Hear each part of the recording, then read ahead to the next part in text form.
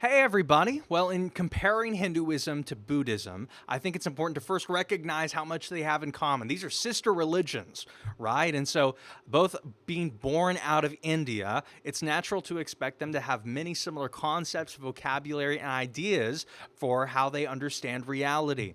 One of these ideas is they both share this concept of reincarnation, this birth death cycle, right? And man's chief end, the ultimate goal in life, is to escape from it and be liberated. What does this look like? Well, it's going to look different depending on whether you're a Hindu or you're a Buddhist. How do you achieve it? Well, moksha, the Hindu idea of this liberation, is by self realization, while for the Buddhists, nirvana is achieved by self reliance. Each religion also has an idea of karma. There's a karmic system in both. But yet again, what constitutes good karma? Totally different depending on the religion. And so, whether if you're a Hindu, the good karma is going to be based upon whether you participate in religious rituals. But for the Buddhists, it's much more based in individual action and, more importantly, intention behind said action. Additionally, they both share a similar concept of dharma, this idea of absolute reality. For the Hindu, yet again, it's going to be more based in the systems functioning within, maybe your caste. But for the Buddhist, which is much more individualistically based, it's going to be based in understanding the teachings of dharma and your working within that teaching.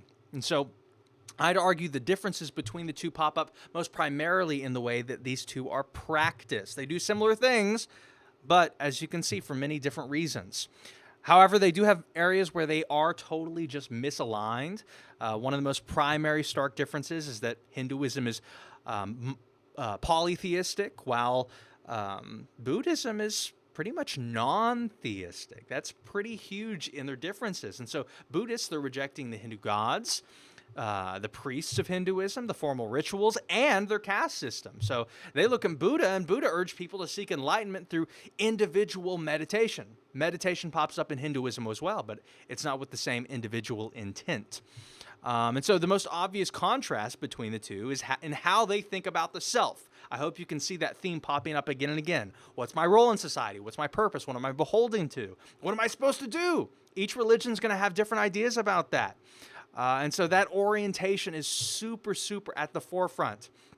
Historically, this has caused some tension between the two. Historically, Hindus actively drove Buddhists out of India into China and the Southeast Sea at the end of the Gupta dynasty. And I would say that the historical tensions, though, are being aided by their theologies, their shared theologies, because both having an inclination towards tolerance, acceptance, and pluralism in many cases allows them to really come together and have a cultural unification despite said differences. And so Hinduism, Buddhism, Jainism, Zoroastrianism, all of these in ancient India have made adaptations that we can see there. It's well demonstrated in our history over the millennia and how they've assimilated different elements of various different religious traditions to come together. And so that's why we see so many different variations upon belief in that part of the world, all seemingly in harmony, because at the core, much of their shared karmic systems and other ideals, it's just a way to get along.